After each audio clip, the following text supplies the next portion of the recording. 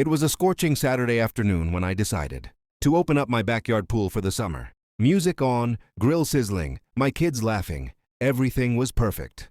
That was until I heard the shrill voice of Karen, our self-appointed HOA queen, cutting through the music like nails on a chalkboard. She marched up to the fence, her blonde bob bouncing with each angry step, holding her phone and clipboard like weapons. "Excuse me," she yelled. "You can't have that pool open today. The HOA didn't approve it." I blinked. "Karen, this is my property. It's my pool," she scoffed, flipping through her papers. "Actually, this pool falls under community oversight. It's technically shared space." Now I couldn't help but laugh. "Shared? Karen, my pool is fenced inside my yard. You'd have to trespass just to touch it." That didn't slow her down. "The HOA rules are clear," she said, waving her clipboard. "Any structure visible from the street is under HOA control." "Then I guess my mailbox belongs to you too?" I shot back. Her face turned red. "Don't be smart. I'll have you cited." She stormed off, muttering something about violations and community property. I thought that would be the end of it. But a few hours later, I saw a notice taped to my gate, an official HOA complaint demanding I cease unauthorized pool use. I tore it down and tossed it in the trash. The next morning, Karen was back, this time with her phone camera recording. "I'm documenting this for HOA evidence," she said. "You're illegally using community resources." I tried reasoning with her, but logic wasn't part of her vocabulary. That's when I decided enough was enough. I walked inside, grabbed my property deed, and returned to the fence. "You want proof?" I said. "Here's the legal document showing that everything inside this fence is mine." Karen hesitated, squinting at the paper. "I'll get the HOA lawyer involved," she said, storming off again. Later that afternoon, I noticed her on the phone with someone, probably the police. I sighed. She's really doing it. When the patrol car pulled up, I couldn't help but smile. Time to put an end to this nonsense once and for all. When the police cruiser pulled up in front of my house, Karen stood proudly beside my mailbox, arms crossed, chin raised, and phone still recording. You'd think she'd just solved a crime. The officer, a tall man with mirrored sunglasses and a tired expression, stepped out and looked between us. "Afternoon, folks. Got a call about a property dispute?" Before I could speak, Karen jumped in. "Yes, officer. This man is illegally using the community pool. It's against HOA bylaws, and I'm here to enforce compliance." The officer's brow furrowed. "Community pool?" He glanced behind me at the 6-foot privacy fence enclosing my backyard. "Ma'am, that's a private fence."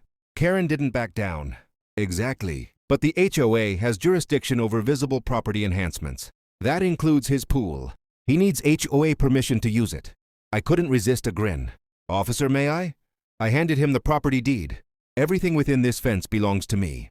No shared rights, no community ownership." The officer scanned the document, then looked back at Karen. "Looks pretty clear to me. This pool's private property." Karen's face twisted. But the HOA agreement says..." He interrupted her gently. "Ma'am, HOA agreements don't override legal ownership. Unless there's a recorded easement or shared title, which there isn't here. You don't have any claim to this man's pool." She sputtered, waving her clipboard. "You don't understand. The HOA..." "Ma'am," the officer said, trying not to laugh.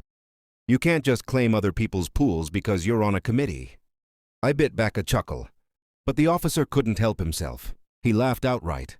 "I've been called out for some weird stuff," he said between laughs. "But this might be a first."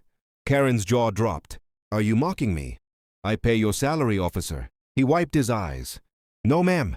You pay HOA dues, not police salaries." Her outrage hit a breaking point.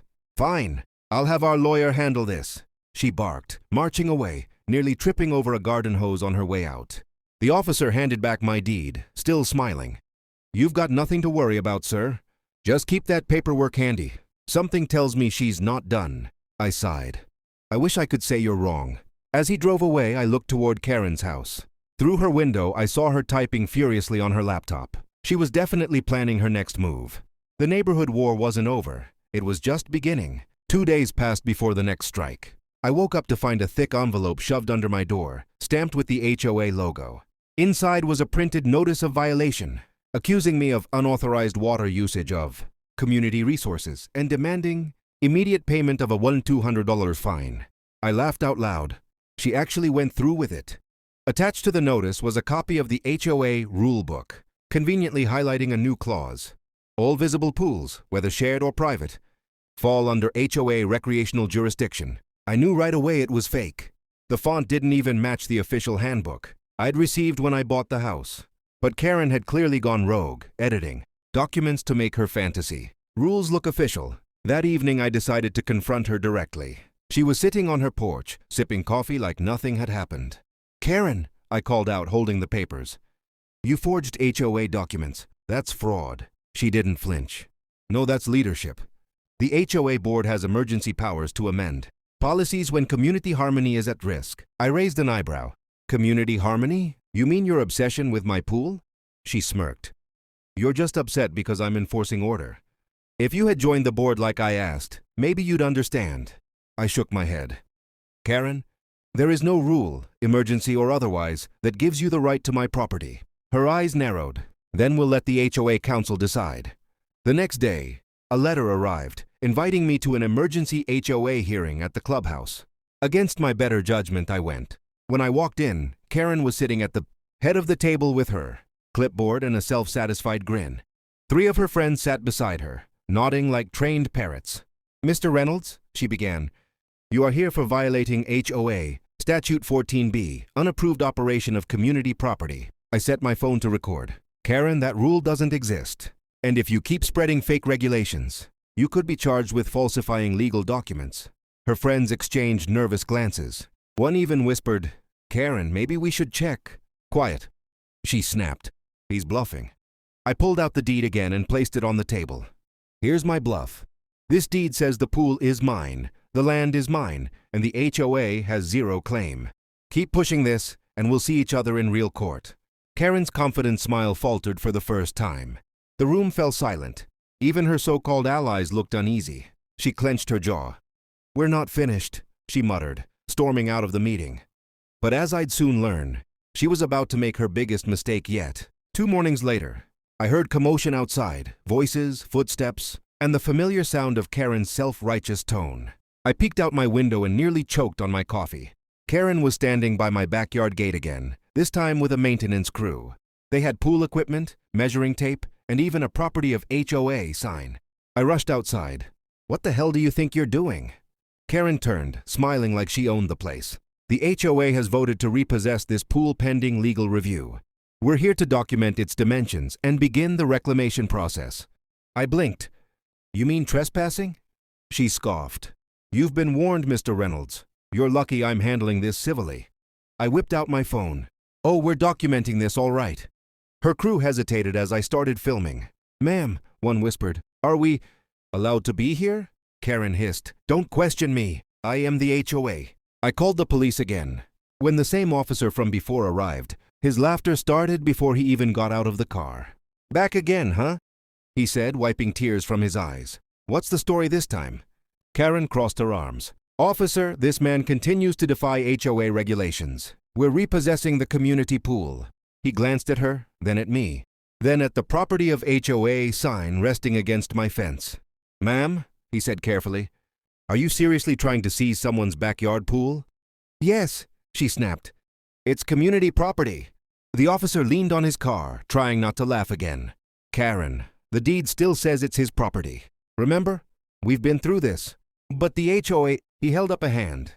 "The HOA doesn't have authority over private property." "You're trespassing." Her face turned pale. I'm enforcing community order." "Ma'am," he said, now chuckling openly, "the only thing you're enforcing is a one-way trip to court, if you don't leave." The maintenance workers started packing up their gear immediately. Karen stood frozen, jaw tight, as the officer turned to me. "You want to press charges?" he asked. I smiled. "Not today. I think public humiliation is punishment enough." Karen glared at me. "You'll regret this." The officer grinned. "Ma'am, he already doesn't." As she stormed off, her clipboard snapped in half in her grip. The neighborhood watched from their porches, some even clapping. That night, I sat by my pool, beer in hand, watching the water shimmer under the lights. The HOA war was over. Karen hadn't just lost the fight, she'd drowned herself in her own arrogance.